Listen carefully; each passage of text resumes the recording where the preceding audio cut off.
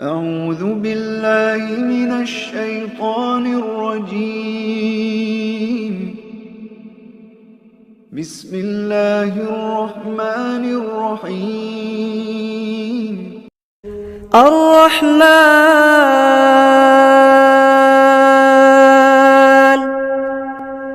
علم القرآن خلق الإنسان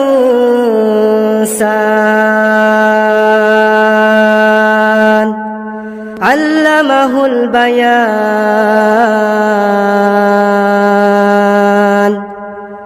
الشمس والقمر بحسبان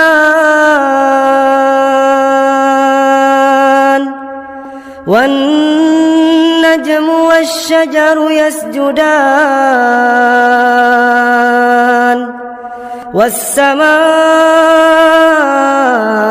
رفعها ووضع الميزان ألا تطغوا في الميزان وأقيموا الوزن بالقسط ولا تخسروا الميزان والأرض وضعها للأنام فيها فاكهة والنخل ذات الأكمام والحب ذو العصف والريحان فبأي آلاء ربكما تكذبان خلق الإنسان من صلصال كالفخار وخلق الجان من مارج من نار فبأي آلاء ربكما تكذبان رب المشرقين ورب المغربين فبأي آلاء ربكما تكذبان مرج البحرين يلتقيان بينهما برزخ لا يبغيان فبأي آلاء ربكما تكذبان يخرج منهما اللؤلؤ والمرجان فبأي آلاء ربكما تكذبان وله الجوار المنشآت في البحر كالأعلام فبأي آلاء ربكما تكذبان كل من عليها فان ويبقى وجه ربك ذو الجلال والإكرام فبأي آلاء ربكما تكذبان يسأله من في السماوات والأرض كل يوم هو في شأن فبأي آلاء ربكما تكذبان سنفرغ لكم أيها الثقلان فبأي آلاء ربكما تكذبان يا معشر الجن والإنس إن استطعتم أن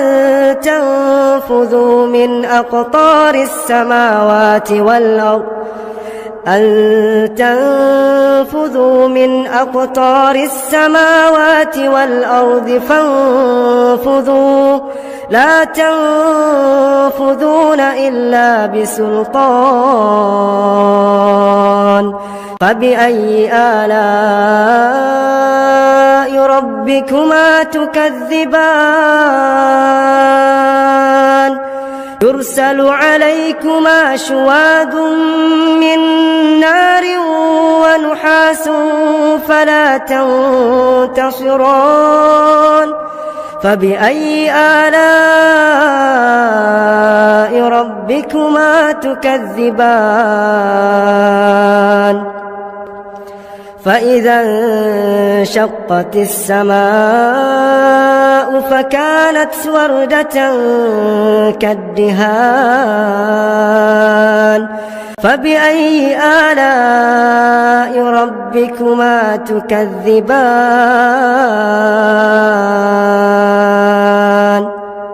فيومئذ لا يسأل عن ذنبه إنس ولا جان فبأي آلاء ربكما تكذبان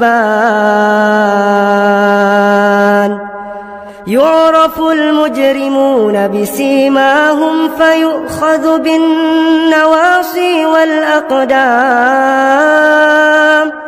فبأي آلاء ربكما تكذبان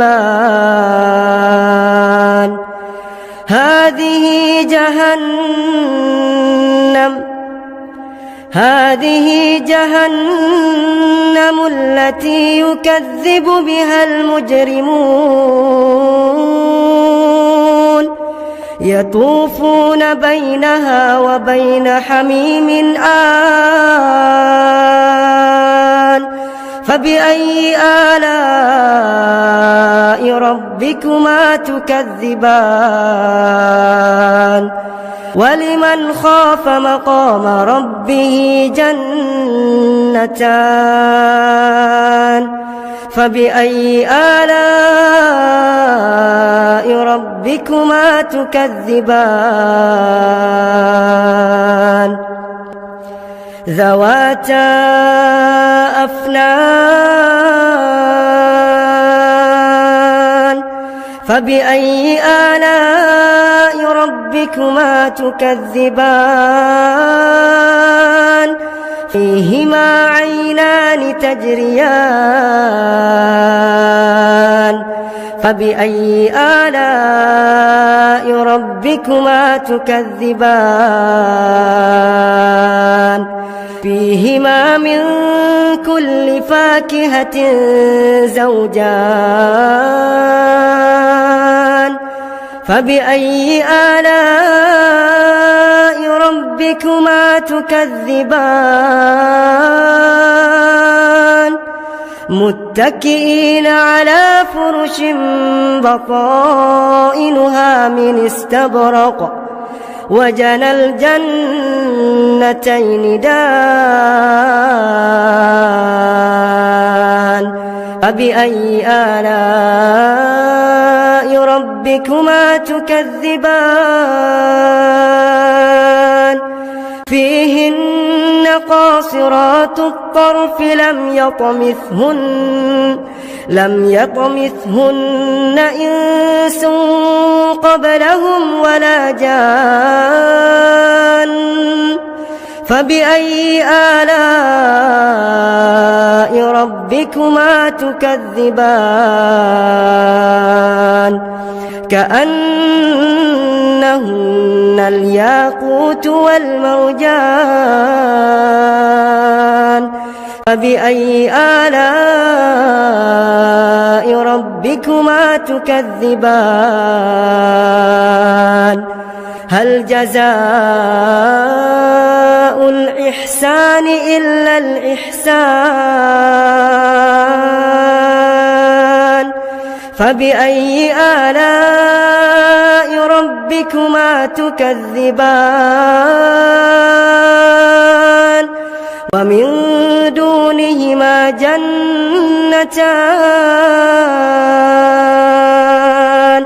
فبأي آلاء ربكما تكذبان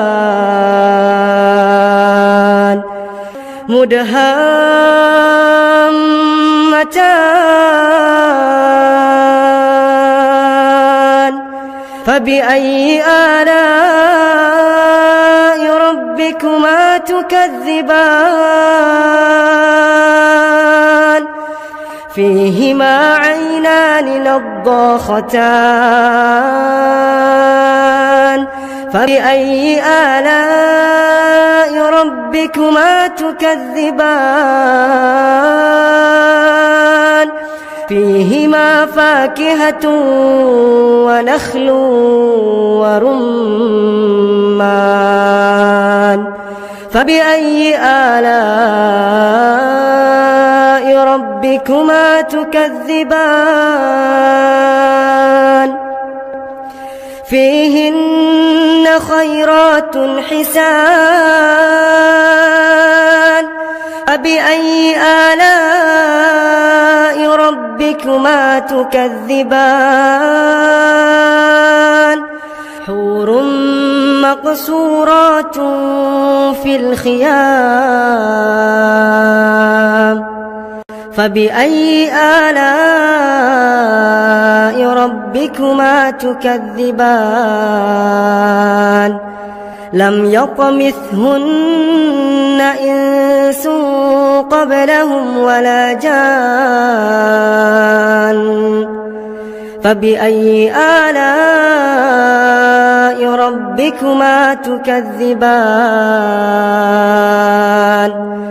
متكئين على رفرف خضر وعبقري حسان فبأي آلاء ربكما تكذبان تبارك اسم ربك ذي الجلال والإكرام.